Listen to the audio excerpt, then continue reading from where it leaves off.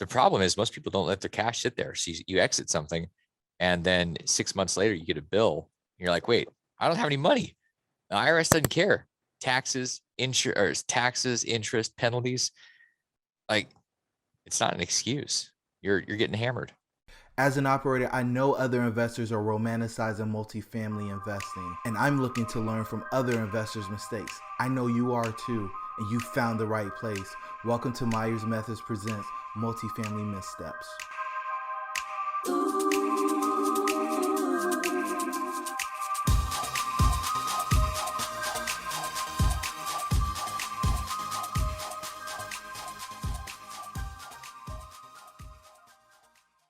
Hey everybody, and welcome to Multifamily Missteps. I'm your host Jerome, and I've got the pleasure of having Damion Lupo in with me today.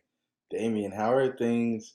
I don't know if you're down south, you're in Alabama. I don't know where you are today. How are things, man? Jerome, things are good, man. In Birmingham, it's fall. Like, I woke up and it was like 49 degrees. Felt like back in Alaska on a good summer day.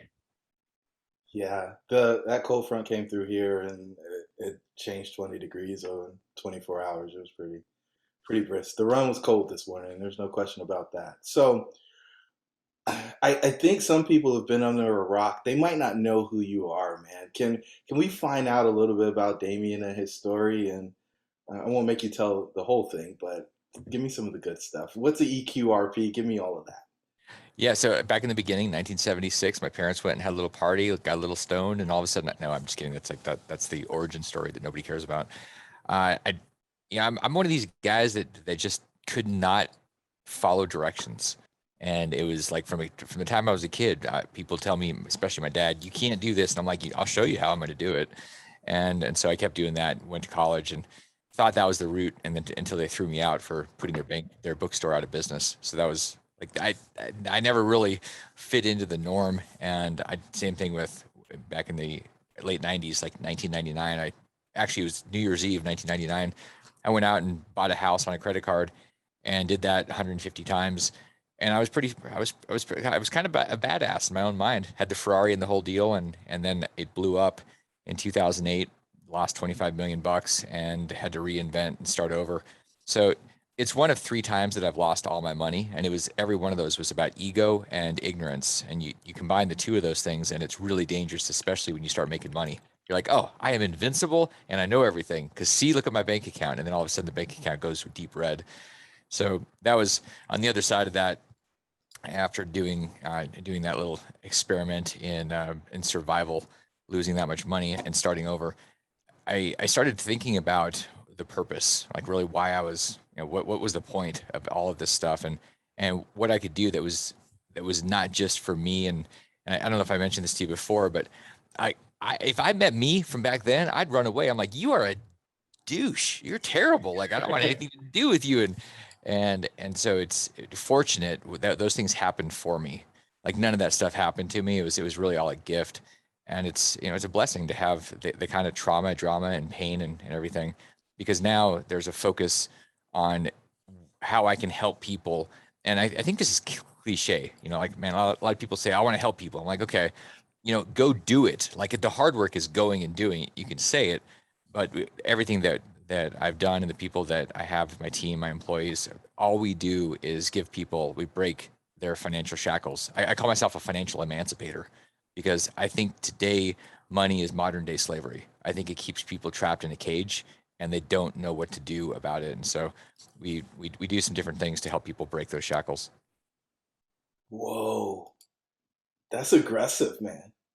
That's And you got to be, aggressive. because you know what, if you're not, you just fall into this whole like Wall Street system, and you get told what to do, and that's what the system relies on. So somebody's got to step up and push back and say, hey, you know what? You're smarter than Wall Street with your money. You're going to care more than Wall Street about your money. Your life is not just about money, but you got to make sure you have the air and the fuel.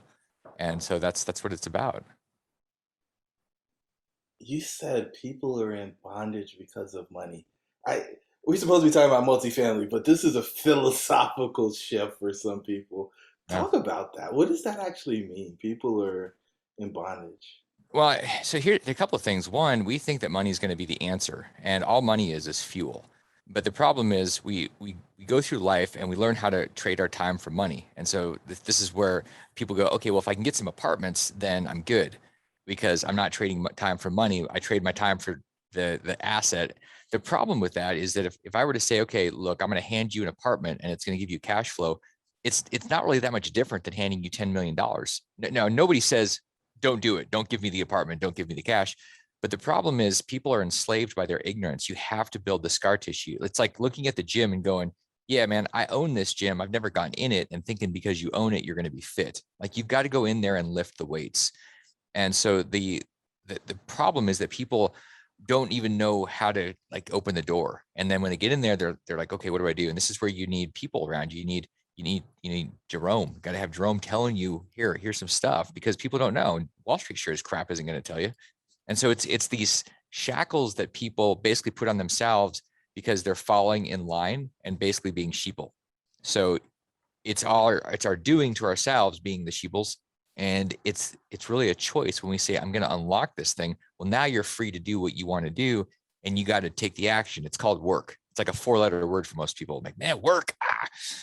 But that's the difference, man. If you aren't controlling your money, if you don't get that money is being used against you, if you don't understand that they've printed 40% of the money in circulation in the last 18 months, stealing from your previous efforts, then you are forever going to be enslaved to the system. All right, so Wall Street's the villain, right? They're doing all the bad things. What do I do for retirement? So you take control of it. And so that's the main vehicle that I spend my time teaching about and helping people with. It's the eQRP you mentioned about a little while ago. And it's so in our retirement system, basically back in the 70s, retirement accounts popped up into existence because companies said, hey, we've got a pension liability. Like all these people had pensions and companies were going, we can't possibly service all these. So let's push that back on people. So they did a 401k and the IRAs. And the problem with those is Wall Street said, this is great. We'll make a bunch of fees by selling people mutual funds. Everything will be good for us, not for the people. And so what we do is we give people the ability to control those in a very different way. And it works incredibly well because people get to choose things that are real, Main Street stuff, apartments, gold, crypto, private, Jimmy John's shops, like whatever they want. And that's very confusing to most people because all they've ever heard is an S&P 500 in your 401k or an IRA. And there's a whole different world out there, man. But you gotta have the right team and you gotta have the right tool. Okay, so let's say eQRP is the right tool. Why is it better than say 401k or any other place where you can Well, so put they're your money they're for all retirement? different. Like I would say a 401k is great for victims. Like if you're a victim, like you should definitely sign up for a 401k. And why? Because you can blame the stock market. You can be like, oh man, did whatever the Wall Street screwed up, the economy's down. It's Biden's fault. It's Trump's fault. Like it's somebody's fault. So it works perfect for victims. There's my financial advisor's a moron. The guy's golfing and I'm losing money. That's great. But if you're not a victim, if you're responsible, you say, well, I want to actually control this thing. I want to learn, get smarter, get stronger, and be able to drive this thing. I don't want to be in the damn trunk of my vehicle. And so when you have an EQRP, you have the ability to choose. A 401k gives you choices called stock A, B, C, or mutual fund F, which is basically the grade of the mutual fund. Mutual funds suck because the Wall Street makes money and you take a ride, like right off a cliff. And so the big differences are you have control in an EQRP. And some people go, well, I can do that with an IRA. Like, yeah, if you want to get taxed up the wazoo, because IRAs, even Roth IRAs, get taxed with real estate. So if you're doing stocks, this is not the episode for you. But I don't think people watching, listening, or this is not the stock episode. This is about controlling assets that are real. So you can't do these things and not get taxed in an IRA. You can't even control them in an IRA. And the government's taking away a lot of these options right now with the current legislation that we believe is likely to pass, which will disallow anything in IRAs other than mutual funds, basically. So why is it better? Well, because you're not getting taxed, you get control. That Congress isn't coming after it. The EQRP gives you everything, whether you're by yourself, you got 50 employees. And so people are like, well, wait, why wouldn't I do this? And I'm like, because you didn't know about it. All right, so now they know about it. Can you give a comparison or contrast between somebody investing in real estate using a IRA versus the eQRP, or Yeah. there's got to be some case studies on problems that this thing is solving. Yeah, I mean, the biggest one is like the apartments. People love apartments, and I do too, because man, people need to live somewhere, and there's a lack of apartments, and they tend to be great deals, meaning there's a lot of upside. So how do you do it? Well, you can use your personal money or retirement money, but when you go and you do personal money, you go invest, and then you get this big tax depreciation like benefit. It goes away when that thing sells. The great thing about doing something with buying an apartment with an eQRP is it's all tax sheltered the whole time. And you can have lots of leverage, meaning like, with apartments, everybody knows that debt is your friend. You get 70, 80% debt. That's great. You can do that and you don't have any taxes at any point in a transaction with an eQRP. With an IRA, great example, people invest $100,000 in an apartment deal, and 5 years later they sell it and they make $100,000 in profit. Pretty common for that to happen. The problem is with an IRA, you're probably looking at about a $25,000 tax bill. Even in a Roth IRA, there is no tax bill in an eQRP. So unless you hate your money, there is no reason to use an IRA. It's all about using an eQRP, especially the Roth eQRP. Unless you hate your money. I mean, some people do. It's like they act like they hate their money. Like, I don't, I'd rather. I've had people. I had an accountant, Jerome, that said, "Well, I think I'm just going to keep it where it is." They were in a deal. They were in an IRA. They had an IRA, and they were in an apartment. They were a freaking CPA, and I said, "You realize you're going to pay a 25." They were selling the apartment was being sold, and I said, "You realize when this sells, you're going to pay about a $25,000 bill." And they said, "Yeah, I know, but I'm really busy." And I go, "You must be making like you must be a billionaire if you think that an hour of your time is not worth $25,000." And that was the. I mean, hard to understand. I think she hated her money.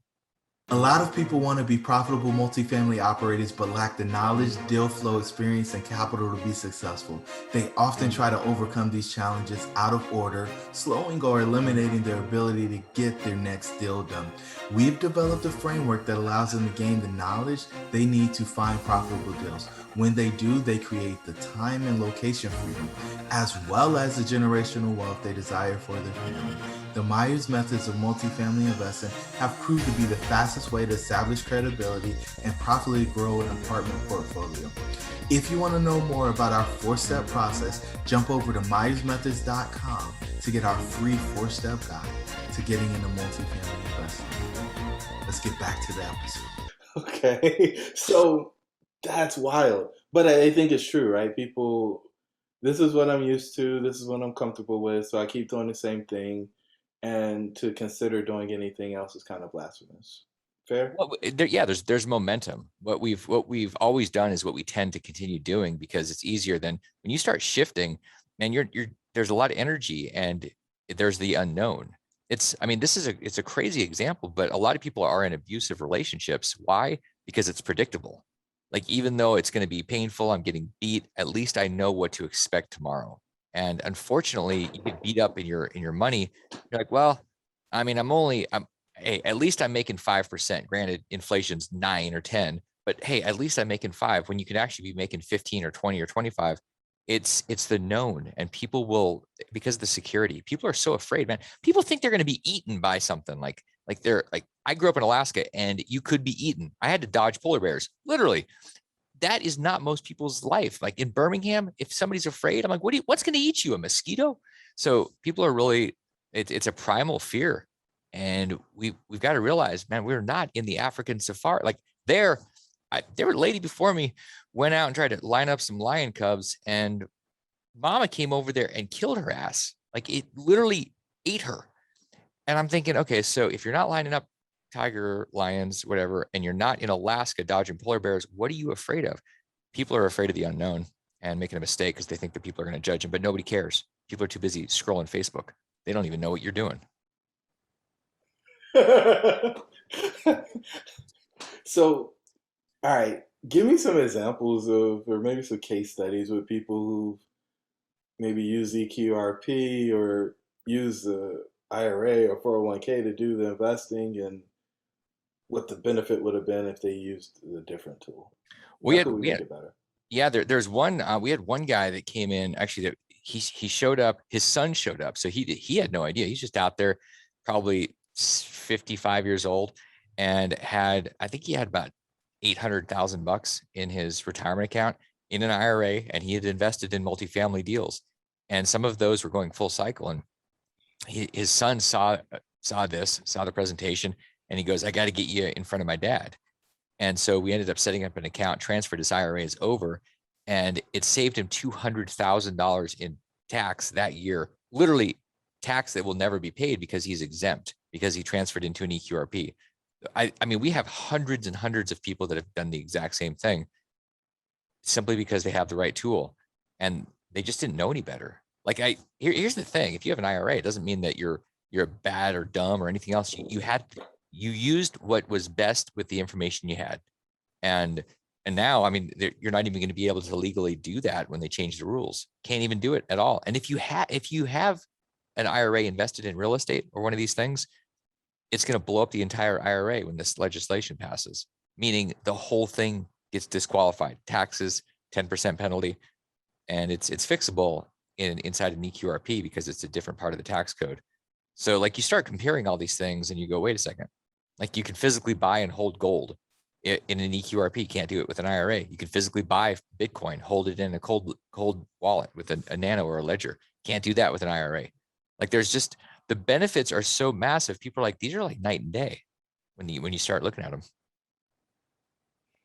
Wow, that's crazy.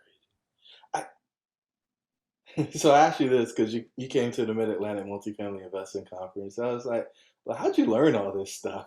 There's a thing that happens when you're an alien. You wake up in the middle of the night, you're reading tax code. You think that that's interesting and entertaining. I remember I was in Florida at a hotel at a conference, and I was teaching, and I woke up and I was like, wait, I wonder about this. So I was reading it, and the tax code's like 70,000 pages. It's crazy. And I'm just reading this stuff. And then if you're really crazy, you write a book about it. So every year I update the book, write more about it. And how do you do it? You care about something that's bigger than yourself. That's why I read tax code, not because I think that tax code is like Shakespeare or something. It's because knowing it better allows me to help people more, because I can say, okay, here's how it works. And I can actually say it with authority because I've spent so many thousands of hours studying this and doing it. That's why, I mean, that's how you do it. You get passionate about something, especially when it's somebody else. So we haven't ever talked about this on the show, but I know it's a thing. What's a UBIT? UBIT is the unrelated business income tax. It's the tax that gets triggered when you have leveraged real estate in an IRA. And it's a 37% tax on almost all of your profits. So just think about that. You make 100,000 bucks and you could be paying close to 37,000. So it's basically what happens is if you've got a 70% leverage deal, 70% of your profits are subject to this tax. So that's why that $100,000 profit is generally about a $25,000 tax. And it's triggered because of another alphabet soup thing called UDFI, the unrelated debt financed income. So if you think about this, Congress focused on the IRA, said, well, if an IRA has some money and it invests, cool, it can be tax sheltered. But if the IRA has some debt, it's not really the IRA's money. So we're going to take some of that profit because that's not really all the IRA. And that's what they did. The crazy part is the 401k industry, which is where the eQRP lives, has better lobbyists and they got an exemption. So there is no, you can have 99% leverage and your eQRP gets to keep all of the profits. And that's especially cool when it's a Roth eQRP because they're tax-free forever. So you're telling me if I had $100,000 in profit, let's say I put 100 in a deal, they get the 2x multiplier after a 5-year deal, and I get my 100,000, I could literally, in 100,000 in profit, I could owe the IRS $25,000 in my retirement account. Yeah, and just think about how painful that is, especially if you have a Roth IRA, because you're thinking, man, it's tax free, and then your accountant says you owe $25,000 in tax, and you're thinking, how is this possible? And it's a terrible surprise that a lot of people have. And here's the scary part: a lot of syndicators don't know about this, and a lot of even accountants and lawyers don't know, or just tell. I've heard people say, "Don't worry about it; the IRS will never know." That is the worst advice. And it was an attorney that said that. And I thought that guy should be disbarred. And he was setting up IRAs. I was like, wow, unbelievable. So you gotta be realistic that the IRS is investing tens of billions of dollars in artificial intelligence, and they are going to just start sweeping people. And if you think that you're creative and you're just not going to get caught, you're going to have you're going to end up having a boyfriend behind some bars. The outcome.